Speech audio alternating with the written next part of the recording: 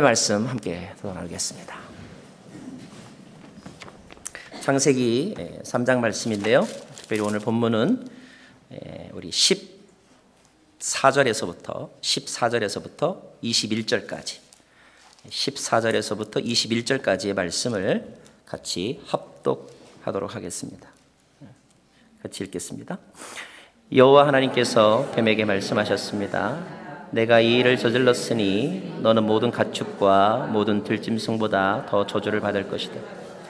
배로 기어다니고 내가 사는 평생 동안 흙을 먹을 것이다.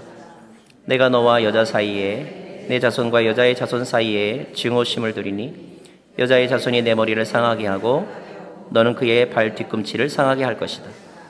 여자에게 하나님께서 말씀하셨습니다. 내가 내게 임신의 수고로움을 크게 더할 것이니 내가 괴로움 속에서 자식을 낳을 것이다. 너는 남편을 지배하려 하나 그가 너를 다스릴 것이다. 아담에게 하나님께서 말씀하셨습니다. 내가 내 아내의 말을 듣고 내가 내게 명령해 먹지 말라고 말한 나무의 열매를 먹었으니 너 때문에 땅이 저주를 받을 것이다.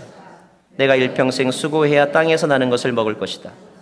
땅은 내게 가시덤불과 엉겅퀴를 내고 너는 밭의 식물을 먹을 것이다. 내가 흙에서 취해졌으니 흙으로 돌아갈 때까지 내 얼굴에 땀이 흘러야 내가 음식을 먹을 것이다. 너는 흙이니 흙으로 돌아갈 것이다. 아담이 그의 아내를 하와라고 불렀는데 이는 그녀가 살아있는 모든 사람들의 어머니이기 때문입니다. 여호와 하나님께서 아담과 그 아내를 위해 가죽옷을 만들어 입히셨습니다. 앉으시면서 이는 하나님의 말씀입니다.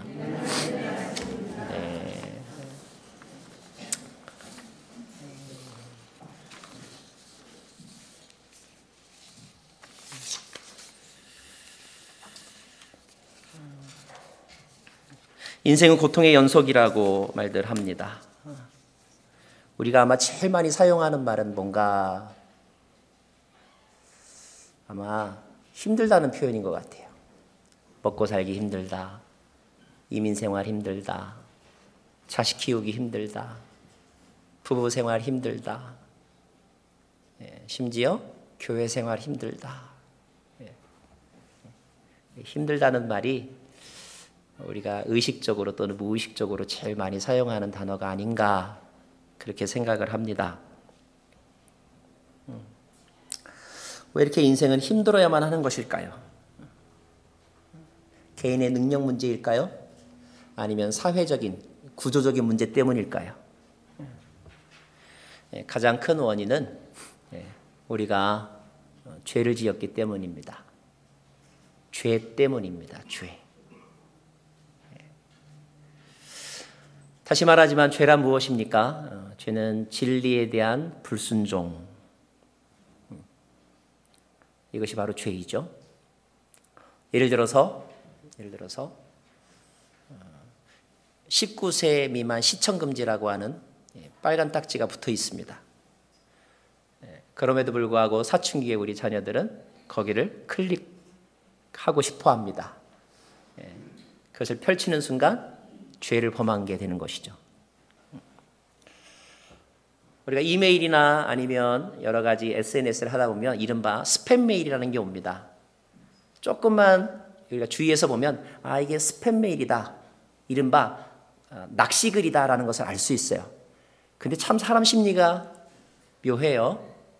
낚시일 거라고 하는 생각이 들음에도 불구하고 꼭 그것을 이렇게 열어보죠. 이게 바로 불순종입니다. 여는 순간 어떻게 됩니까? 치명적인 바이러스가 컴퓨터 전체에 쫙 퍼지죠. 그래서 모든 기능을 마비시킵니다. 내가 작성한 원고마저도 못 읽게 만드는 그런 치명적인 바이러스들이 있어요. 하지 말라는 것을 해야 하는 그 순간 어떤 때는 스릴도 있습니다. 때로는 달콤함도 있죠. 그러나 그 결과는 참 치명적입니다. 몹시 고통스럽기조차 하지요. 지난주에 우리는 3장 말씀을 읽으면서 심판과 은혜라고 하는 제목으로 이제 함께 나눴는데 한 번 더 다시 살펴본다면 불순종으로 인하여 이렇게 죄를 저지른 인간에게 내려진 세 가지 결과가 있습니다. 세 가지 결과. 첫째는 감정적인 어려움인데 수치심과 두려움의 감정이 엄습해 왔다는 것입니다. 수치심이나 두려움은 결코 행복한 감정이 아닙니다. 그리고 그 감정 처리를 제대로 하지 못하면 2차, 3차의 문제들이 많이 발생하게 되죠. 예를 들어서 누군가에게 이렇게 지적을 받으면 수치심이 생깁니다. 이런 생각이 들죠. 얘기 안 해도 내가 아는데. 수치심이 분노로 이렇게 확장이 됩니다. 그 분노가 어떤 행동으로 나가면 이제 싸움이 될 수도 있죠. 두려움이라는 감정도 매우 이렇게 불행한 감정입니다. 우리가 운전하다가 경찰차만 봐도 가슴이 뜨끔하죠? 왜 그럴까요? 자기 운전과 자기 어떤 준법 생활에 우리가 100% 자신할 수 없기 때문에 보면 두려움이 생기는 것입니다. 언젠가 내가 저질렀던 잘못까지도 생각이 나면서 내가 지금 제대로 가고 있나? 라고 하는 생각이 들죠. 위축됩니다. 또는 도망가고 싶어지는 마음. 자, 이런 것들이 우리가 죄를 범했을 때 나타나는 첫 번째 결과이고요. 두 번째는 관계가 깨어진다고 했습니다. 깨어지는 대상이 몇 가지가 있는데, 첫째, 오늘 말씀에도 다시 읽었지만 평생 왼수가 생겼습니다. 누구일까요? 배우자가 아니고요. 성경에 말하는 평생 원수는 누구냐면 뱀이라고 불리우는 사단의 하수인입니다. 그들과 우리 사이에 증오심이 생겼다고 그랬어요. 그들은 우리를 괴롭힙니다. 언제까지요? 평생. 그러니까 우리는 평생 죽을 때까지 괴롭힘을 당하면서 살아야 하는 거예요. 예외가 없습니다. 때로는 그 죄라고 하는 것과 우리는 싸워야 합니다. 그걸 영적 전쟁이라고 말하죠. 지긋지긋할 정도입니다. 지긋지긋할 정도예요. 중독에서는 이런 말을 합니다. 중독이 치료되었다라는 말은 있을 수가 없다고 그래요. 예를 들어서 담배를 끊었다? 있을 수 없다는 말이라고 합니다. 마약을 끊었다? 있을 수 없다고 말해요. 그냥 뭐냐면 마약을 아직까지 하지 않는다. 왜냐하면 끊임없이 싸워야 되는 대상이라는 것입니다. 어떤 때는 너무 힘들어요. 그래서 얼마나 힘든가 하면 사도 바울이 이렇게 말하잖아요. 오호라 나는 곤고한 사람이로다. 그 싸움이 너무 힘들어서 곤고하다고 이렇게 표현할 정도로 우리는 그렇게 정말로 없었으면 참 좋았는데 그러나 따라다니는 죄와 또 죄의 사람들과 이렇게 갈등 관계를 살아야 한다는 것입니다.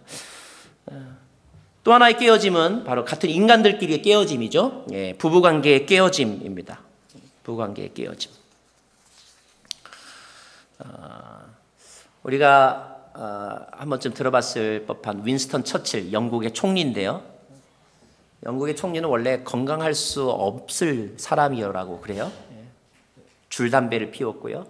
폭음을 하고요. 술을 많이 마시고 게다가 비만에 운동 부족에 성인병에 걸리기 딱 좋은 그런 조건을 가지고 있었다고 합니다. 그럼에도 불구하고 그 사람은 66세의 나이에 수상에 올랐습니다. 66세. 희망이 있죠? 77세의 나이에 재선을 했습니다. 그리고 2차 대전을 성공적으로 승리로 이끌었습니다. 그가 회고록을 쓰고 언제까지 살았느냐? 90세 나이까지 살았습니다. 그 엄청난 스트레스 그리고 자기 몸의 상태를 보면 그렇게 오래 살 수 없었는데 그래서 그는 리더십의 연구 대상이기도 하지만 어떻게 하면 저렇게 오래 살았는가 장수 비결의 연구 대상이기도 했는데 그를 연구한 관찰한 의사들은 그가 그렇게 오래 살 수 있었던 그 이유가 중요한 이유가 화목한 가정 때문이었다고 결론을 내렸습니다. 그의 아내 클레멘트라고 하는 여인은 정말로 헌신적인 사랑과 격려로 남편을 도와주었어요. 돕는 배필의 역할을 잘 해주었습니다. 자, 그런데 안타깝게도 이런 모델이 될 만한 가정의 모습은 점점 더 찾아보기 힘들어지는 그런 우리 세상 가운데 있죠. 죄의 결과 어떻게 되었습니까? 아내는 남편을 지배하려고 하고 남편은 아내를 지배하려고 합니다. 신혼부부들의 싸움은 전부 다 뭐예요? 주도권 쟁탈전이죠. 기세 싸움을 하는 것입니다. 뼈 중에 뼈라고 이렇게 이야기하던 연애 시절의 고백은 온데간데 없고요. 서로 지배하려고 힘을 기르고 지배받지 않으려고 머리를 쓰는 그런 관계로 바뀌어 버렸다는 것입니다. 불행입니다. 또 하나는 자연과의 관계가 깨어졌다는 거예요. 이제 에덴 동산과 같은 풍요로운 결실의 땅은 없어졌습니다. 저주받은 땅이 되었어요. 지진, 기근, 재해가 일어나죠. 생산적이지도 않고 효과적이지도 않습니다. 수고한 것만큼 투자가 생기느냐, 그리고 투자한 것만큼 소득이 생기느냐, 그렇지 않습니다. 그래서 우리는 늘 손해보는 듯한 느낌을 가지고 한 달 동안 열심히 일을 해야 돼요. 그래서 어떤 때는 다 때려치고 싶어 이런 마음이 들어요. 그죠? 그런데 그런 마음이 들어도 안 할 수 없습니다. 손해보는 것 같지만 그래도 해야 돼요. 왜요? 안 그러면 우리가 살 수 없거든요. 먹고 살기 위해서라면 해야 되는 것입니다. 이게 우리가 처한 비극 가운데 하나입니다. 어떤 때는 먹고 살기 위해서 뭐를 한다는 거, 먹고 살기 위해서 내가 그 모든 수모를 다 당해야 된다는 것이 자존심도 상하고 그래서 막 죽기보다 싫을 때가 있습니다. 저는 지옥이 꼭 이렇게 죽어서 가는 데가 아닌 것 같아요. 그냥 이 세상이 지옥입니다. 에덴에 비교하면 이 세상이 지옥이에요. 평화가 있습니까? 기쁨이 있습니까? 관계 가운데 뭐 이렇게 사랑이 있습니까? 웃음이 있습니까? 하나도 재미도 없고 그저 생존을 위해서 살아야 되는 이 세상이야말로 지옥이다라고 말할 수 있는 거죠. 이것이 불순종한 아담과 하와에게 내려진 징계였습니다. 여러분 20절 말씀을 한번 보실래요? 20절 말씀을 한번 같이 보겠습니다. 성경 3장 20절 같이 읽겠습니다. 시작. 아담이 그의 아내를 하와라고 불렀는데 이는 그녀가 살아있는 모든 사람들의 어머니이기 때문입니다. 여러분 성경을 이렇게 쭉 읽어보면 죄 지은 사람들에게 내려진 이렇게 징계의 내용들이 쭉 나오다가 갑자기 약간 좀 뜬금없이 아담이 그의 아내를 하와라고 불렀는데 라고 하는 이런 표현이 나옵니다. 여러분 이게 무슨 뜻일까요? 하와라고 하는 말의 뜻은 산자의 어머니라고 하는 뜻이라고 설명이 되어 있습니다. 이는 그가 산자의 어머니이기 때문이다. 살아있다고 하는 것은 생명이 있다는 말이죠. 자, 아담이 아내의 이름을 생명의 어머니라고 지었어요. 왜 생명이라고 지었을까요? 그 앞절에 무슨 말이 나오냐면 하나님이 이렇게 말씀하시거든요. 너는 흙이니 흙으로 돌아가라. 육체적인 죽음에 대한 심판의 내용입니다. 자, 그 앞에는 관계적인 죽음에 대해서 얘기하고 있습니다. 땅이 죽었다고 말하고 있습니다. 자, 모든 것이 다 죽어갔다는 거예요. 모든 것이 죽어가는 현실을 보면서 아담은 역설적으로 뭐에 대한 갈망을 품게 된 것입니까? 생명에 대한 갈망을 품게 된 거예요. 그래서 아내의 이름을 향하여서 하와, 생명이라고 이름을 지었던 것입니다. 오죽하면 그렇게 이름을 지었겠어요, 여러분? 오죽하면.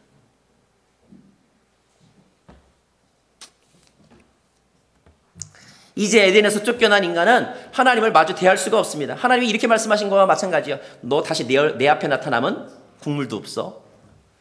넌 죽어. 그렇죠. 공의의 하나님은, 거룩하신 하나님은 죄를 가진 그 인간, 그 모습 그대로를 다시 볼 수가 없고, 그렇게 본다면 그것은 그 죄를 가진 그 인간 자체에게 죽음이기 때문에 오히려 그래서 회피하신 것입니다. 쫓겨났다고도 볼 수 있지만요. 쫓겨났다고도 볼 수 있지만 오늘 이 거를 다른 측면에서 보면 나를 만나면 네가 죽기 때문에 그래서 내 앞에서 떠나라 이런 뜻이기도 합니다. 자, 이 모든 것들은 심판이고 그 심판의 모든 증상들을 현재 살아가는 우리도 다 이렇게 겪고 있습니다. 자, 누구의 잘못 때문입니까? 하나님이 미리 다 이미 말씀하셨던 것이기 때문에 너가 그것을 떠먹으면 정령 죽으리라 이미 예고하신 것을 저지른 것이기 때문에 이것은 100% 인간의 잘못입니다. 그래서 누구를 탓할 필요가 없어요. 그리고 이렇게 내려진 징계와 심판은 바꿀 수도 없는 것이고 피할 수도 없는 인간의 운명이 되었습니다. 자, 그렇다고 본다면 인간은 참 불행한 존재가 되었고 더 이상 희망이 없는 존재가 되었어요. 그렇게 살아가는 것입니다. 늘 전쟁하면서 누군가를 증오하면서 서로 지배하려고 하면서 헛수고하면서 그렇게 평생 살아가는 거예요. 정말로 그럴 때는 야 그냥 차라리 이렇게 사느니 죽는 게 낫겠다 이런 마음이 들 때도 있습니다. 그런데요, 아마 여러분도 아마 죽음이라는 단어에 대해서 생각해 보신 분이 있을 거예요. 그런데 경험하셨겠지만요, 죽는 것도 내 마음대로 안 되던데요. 아마 성공했으면 이 자리에 볼 수 없었겠죠. 죽고 싶지만 그것도 내 뜻대로 안 되는 것이 인생입니다. 인생이에요. 그러니까 우리는 살아있으면서 죽는 것처럼 때로는 죽음보다 더한 고통들을 겪으면서 그렇게 살아갈 수밖에 없는. 언제까지? 진짜 영원히 그렇게 살아갈 수밖에 없는. 그러면 계속 이렇게 가야만 하는 것일까? 희망은 없는가? 예, 희망은 없습니다. 적어도 희망은 우리에게는 없습니다. 희망은 우리에게 없어요. 만약에 그럼에도 불구하고 희망이 있다면, 희망을 찾을 수 있다면 얼마나 좋을까? 오늘 저는 말씀을 통하여 희망 찾기를 하고 싶은 것입니다. 희망 찾기. 마치 숨은 그림처럼 오늘 말씀을 다시 한번 잘 읽어보면 이 엄청난 이 진노와 심판과 그리고 불행의 사건 속에 희망의 흔적이 있거든요. 그것을 함께 나누고 싶습니다.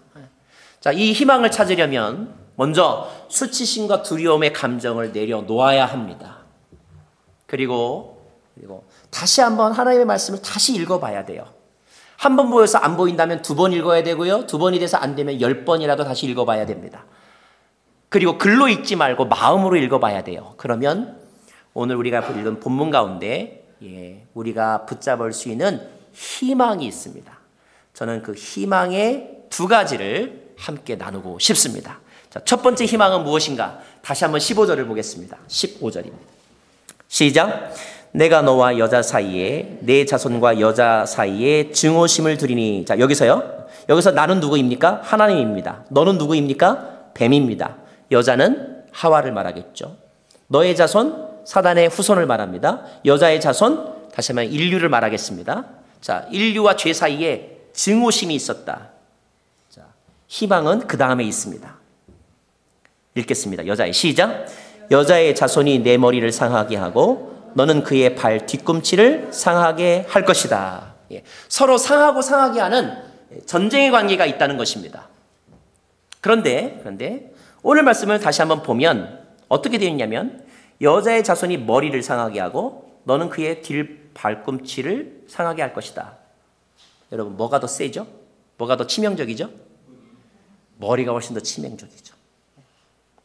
권투할 때, 이종 격투기 할 때 다리, 허리, 가슴, 어깨 100번 치는 것보다 머리 한 번 선빵을 날리는 것이 최고입니다. 다시 말하면 머리가 가장 중요한 부분이라는 거예요. 그러므로 여기서 머리를 상하게 한다고 하는 것은 너를 파괴시킨다, 패배한다 이런 뜻입니다. 이런 뜻이에요. 자, 뱀에게 징계를 말하면서 하나님이 뭐라고 말씀하시냐면 뱀 너는 결국 망할 것이다 이렇게 말씀하고 있는 거예요. 결국 망할 것이다. 누구에 의해서? 여자의 후손에 의해서. 여자의 후손이 누구입니까? 사람들. 근데 이 사람들이 일반 명사에서 대표 명사로 바뀌면 어떤 유일한 사람이 있는데 그 사람은 이 뱀과의 싸움에서 모든 사람들은 다 패배하지만 그러나 그 사람은 승리하여 뱀을 파괴시킨다는 거예요. 사단을 짓눌러 이긴다는 것입니다. 예언입니다. 예언. 자, 우리 관심은 그거죠. 그렇다면 그 여자의 후손이 누구이겠는가 하는 거예요. 누구이겠는가?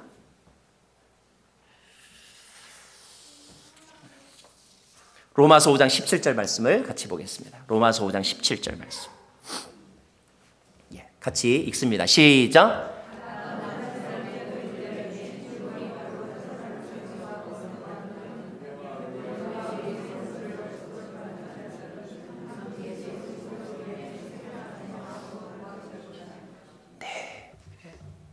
아담과 또 한 명의 사람을 비교하고 있는데, 첫 번째 사람은 패배했지만, 그리고 그 아담의 후손들은 계속하여 발 뒤꿈치를 물리고 그리고 고통당하고 죽지 못해 사는 삶을 살 수밖에 없지만, 그러나 전혀 다른 또 한 명의 아담, 다시 말하면 예수께서 나타나셔서 그가 그 뱀의 머리를 상하게 함으로 그 모든 패배에서 역전승하게 하신다는 것입니다.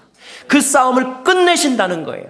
그리고 우리는 그 예수 그리스도 안에서 생명과 승리를 함께 누릴 수 있다는 것입니다. 히브리서 2장 14절과 15절 말씀 같이 보기를 원합니다. 읽습니다. 히브리서 시작. 이와 같이 자녀들은 피와 살을 함께 나눈 사람들이므로 그 자신도 이와 같이 그들과 함께 구속하셨습니다. 이는 죽음으로 인해 죽음의 권세를 가진 자 곧 마귀를 멸하시기 위함이며, 또한 죽음이 두려워 평생 노예로 매여 사는 사람들을 풀어주시기 위함입니다. 누가요? 예수께서. 어디에서? 십자가에서. 물론 예수님이 당한 고통, 단지 발 뒤꿈치를 상할 정도 그 이상이죠. 박해와 고난과 죽음까지도 경험했으니까요. 그러나 그것의 연속이 되지 아니하고 그것이 끝이 아니고 예수 그리스도가 그 죄의 문제를 해결하셨다는 것입니다. 우리가 복음이라고 말하는데, 복음, 히브리어로 유앙겔리온이라는 말을 씁니다. 원래 복음이란 말의 사용처, 어원은 뭐냐면 전쟁터에서 치열한 전쟁 끝에 전쟁의 결과, 승리의 결과를 알려줄 때 그것을 유앙겔리온, 복음이라고 말했어요. 복음. 자, 성경의 복음서가 어디에 있죠? 마태, 마가, 누가, 요한복음서에 있죠? 근데 구약의 복음서가 있습니다. 구약의 복음서가 바로 창세기 3장 15절 말씀이에요.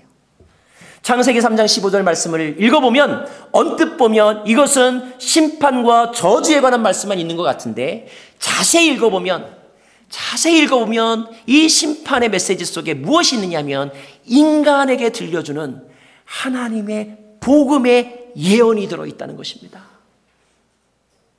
복음의 예언. 자, 예수로 말미암아 사단의 머리를 상했다고 하는 말은 달리 말하면 이렇게 해석할 수 있어요. 아, 사단의 승리는, 사단의 지배는, 사단과의 전쟁은 한시적이구나. 머리를 상하게 하는 것이 마침표를 찍는 것이거든요. 그 전까지의 과정은 다 한시적인 것이구나. 자, 그렇다면 저와 여러분, 우리가 살면서 자식 때문에 힘들고 뭐 때문에 힘들고 뭐 때문에 힘들고 힘듭니다. 그런데 오늘 말씀을 보면 그러한 고통은 죄의 결과이지만, 그러나 그것은 영원하다는 거예요? 한시적이라는 거예요? 한시적이라는 것입니다. 누구에게? 머리를 깨트리신 예수 그리스도 안에서는 그 모든 고난이 한시적인 거라는 거예요. 저는 오늘 여러분에게 그 한시적인 고통이 끝나고 그리스도 안에서의 승리와 회복을 경험하시기를 간절히 축원합니다.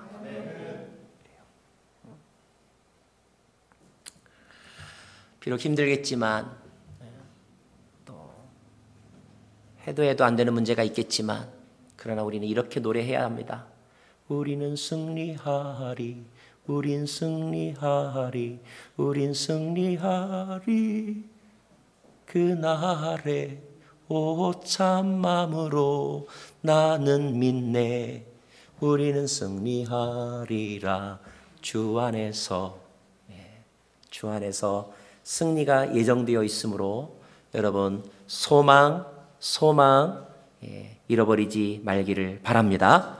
두 번째 희망은 무엇이냐? 21절 말씀 읽겠습니다. 21절 시작. 여호와 하나님께서 아담과 그 아내를 위해 가죽옷을 만들어 입히셨습니다. 이제 에덴에서 떠나 하나님의 직접적인 보호 아래서 떠나 자기들의 힘으로 살아가야만 하는 그들에게 필요한 것 많겠죠? 여러 가지가 많을 것입니다. 그런데 그들이 택한 보호 장비는 무엇이었습니까? 그것은 나뭇잎이었죠. 근데 이 나뭇잎으로 얼마나 더 버틸 수 있겠습니까?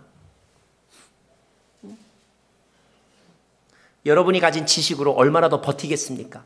여러분이 한국에서 떠날 때 가져왔던 그 자본금으로 몇 달 버티시겠습니까? 인간이 가지고 있는 인간의 머리에서 나온 지능이나 아니면 물질은 그렇게 오래 갈 수 없습니다. 오래 갈 수 없어요. 그런데 오늘 말씀 보니까 하나님은 그들에게 가죽옷을 입혀주셨다라고 되어 있어요. 확실한 것은 가죽옷은 적어도 뭐예요? 나뭇잎보다는 오래 갑니다. 그죠? 나뭇잎보다는 조금 더 우리 몸을 보호하는데 보온 기능이 뛰어납니다. 보호 기능도 탁월합니다. 물론 이 가죽옷이 영원한 것은 아니지만 그러나 적어도 나뭇잎보다는 비교할 수 없을 정도로 더 실용적이고 효과적이고 그리고 우리에게 유익한 것이 됩니다. 자, 또 한 가지. 이 가죽옷은 나뭇잎보다 더 비쌉니다. 비싸다는 말은 여러분 무슨 뜻이냐면 가치, 대가를 치루었다는 뜻입니다. 가죽옷이 내가 입을 수 있게 되려면 어떤 대가를 치러야 될까요? 동물의 죽음, 다시 말하면 피 흘림의 사건이 있어야만 합니다. 최초의 살인은 가인이 저질렀지만 최초의 죽음은 하나님이 저지르신 것 같아요. 누구 때문에? 인간 때문에. 인간에게 뭐 주려고? 가죽옷 입혀주려고. 하나님이 짐승을 죽이셔서 피를 보셨습니다. 하나님이 피를 보셨어요. 저와 여러분 가죽옷 입혀 하시려고.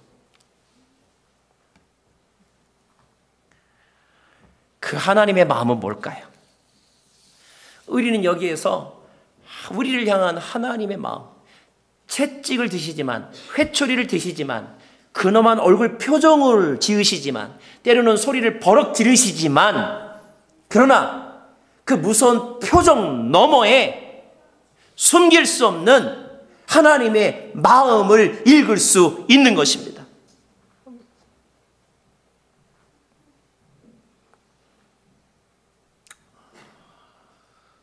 어떤 가정에 아들이 하나 있었는데 사춘기가 되면서 아버지와 텐션이 생겼어요. 아버지가 원하는 모습대로 이렇게 생활을 하지 않다 보니까 이렇게 티격태격 하다가 점점 더 감정이 상하여서 이제 아주 관계가 악화되었습니다.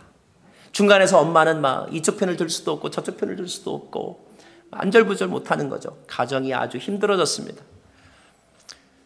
바람처럼 이렇게 지나갔으면 좋았겠는데 웬걸요. 점점 더 심해졌어요.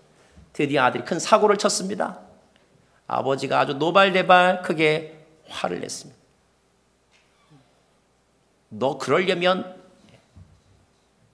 근데 진짜 그날 밤에 이 아들이 도망을 친 거예요.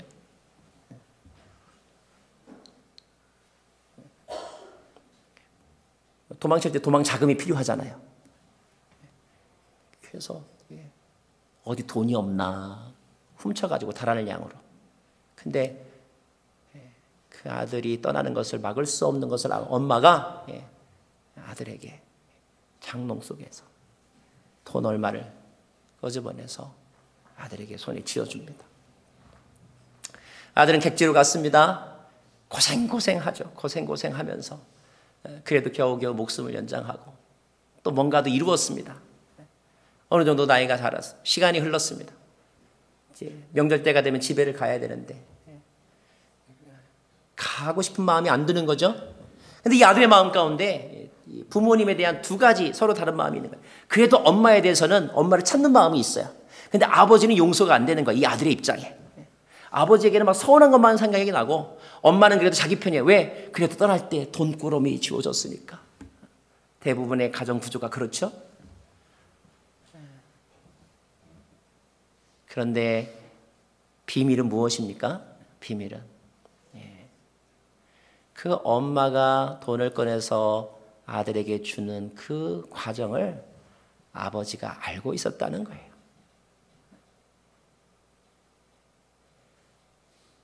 알면서도 그걸 막지 않았던 것입니다. 자, 오늘의 말씀은 바로 그와 같은 그림과 비슷하다고 볼 수가 있어요.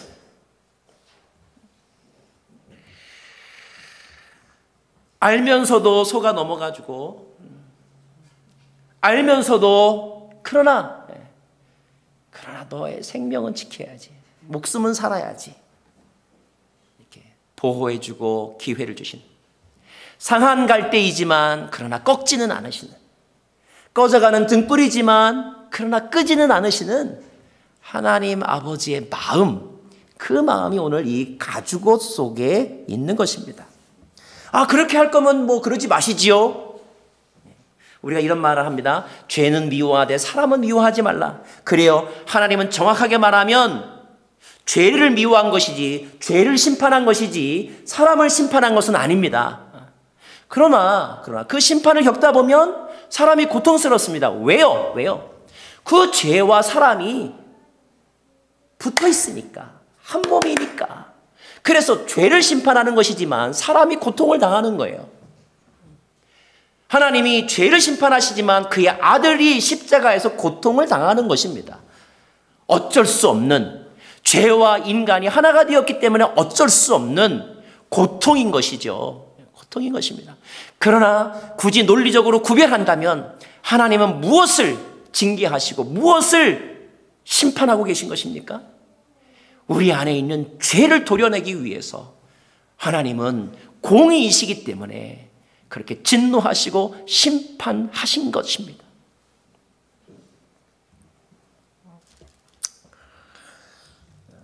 근데 사람들은 그 하나님 아버지의 마음을 잘 모릅니다. 서울의 마포대교에 가면 이렇게 하도 자살을 많이 하니까 마포대교 이렇게 난간에 글을 이렇게 써붙인 게 있어요. 이른바 생명의 구절인가 이렇게 해가지고 한 번쯤 생각해 보라고. 근데 그런 글 가운데 이런 글도 있더라고요. 네가 아무리 힘들어도 너를 낳아준 어머니의 고통보다는 못하다. 너를 낳을 때 어머니가 겪은 고통보다는 못하다. 이런 글도 있다고 합니다. 사랑하는 여러분, 우리는 은혜 속에 있으면서도 힘들어하고요, 죄의 심판을 받으면서도 힘들어합니다. 그리고 힘들다고 하는 것은 전부 다 사실은 뭐예요? 나 중심인 거예요. 내가 얼마나 힘든지 아냐 이거죠. 근데 내가 얼마나 힘든지 아느냐라는 말을 하기에 앞서서 이것은 불가능할까요? 아, 이런 나를 바라보는 우리 아버지 마음은 더 힘들겠구나. 우리가 여기까지 갈 수는 없는 것일까요?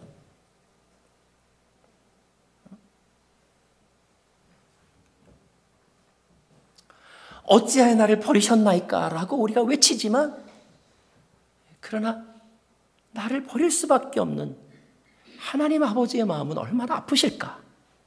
여기까지 생각할 수 있는 사람을 성숙한 사람이라고 말하는데, 그런 성숙을 기대하기에 우리는 너무 철이 없는 것일까요?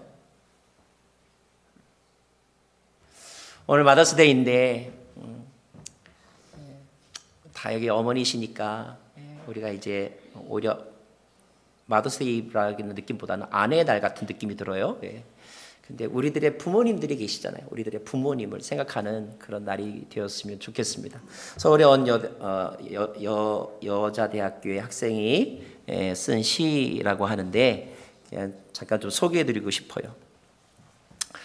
나에게 티끌 하나 주지 않는 거지들이 나에게 손을 내밀 때면 불쌍하다고 생각했습니다. 그러나 나에게 전부를 준 어머니가 불쌍하다고 생각해 본 적은 없습니다. 나에게 밥 한 번 사준 친구들과 선배들은 고마웠습니다. 답례하고 싶어서 불러내기도 합니다. 그러나 날 위해 밥을 짓고 밤늦게까지 기다리는 어머니께 감사하다고 생각해 본 적은 없습니다. 실제 일도 아닌데 드라마 속의 배우들, 그 가정에서 일어나는 일 때문에 그들을 대신해 눈물을 흘리기도 합니다. 그러나 일상에 지치고 힘든 어머니를 위해 진심으로 눈물을 흘려본 적은 없습니다. 골방에 누워 아파하던 어머니 걱정은 제대로 해본 적이 없습니다. 친구와 애인에게는 사소한 잘못 하나에도 미안하다고 사과하고 용서를 구했습니다. 그러나 어머니에게는 잘못을 셀 수 없이 많이 했음에도 용서를 구한 적이 없습니다. 죄송합니다. 죄송합니다. 그런 글을 본 적이 있습니다. 사랑하는 여러분, 심판을 생각하면 무섭습니다. 그리고 그 심판이 전적으로 나의 잘못 때문이라고 생각하는 것도 힘듭니다. 희망이 없으니까요. 그러나 오늘 말씀을 읽어보면 그래도 하나님이 그 심판 가운데 희망을 주셨습니다. 하나는 소망의 말씀을 주셨고요. 하나는 위로의 사건을 베풀어 주셨어요. 소망은 무엇입니까? 너를 힘들게 하던 그 모든 것들이 반드시 끝날 것이다. 너가 잠시 환난을 당하나 영원한 자비가 너를 품을 것이다. 너가 지금은 고통 가운데 있으나 크신 은혜가 너를 보호할 것이다. 이것이 3장 15절의 희망의 말씀이고요. 또 한 가지, 아버지의 마음은 무엇이냐면 가죽옷을 입혀주시는, 피 흘림의 희생을 거쳐서라도 우리를 지켜보시고 보호하시는 아버지의 마음, 이것이 은혜인 줄로 압니다.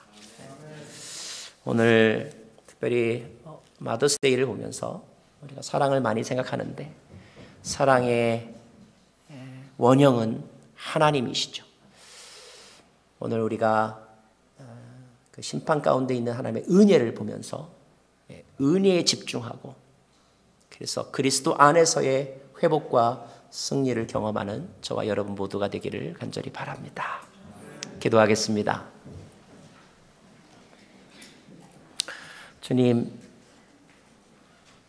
우리에게는 아직 희망이 있습니다. 주님을 바라보면 희망이 있습니다. 그러므로 주님 바라보기를 원합니다. 우리의 시선을 주께로 고정시켜 주시고 자기 자신에게 꽂히지 않게 하시고 또 상처에 꽂히지 않게 하여 주시고 약속의 말씀과 우리를 향한 그리스도의 사랑에 우리의 마음이 확정되기를 원하오니 주여 우리의 마음을 붙잡아 주옵소서. 예수님 이름으로 기도합니다.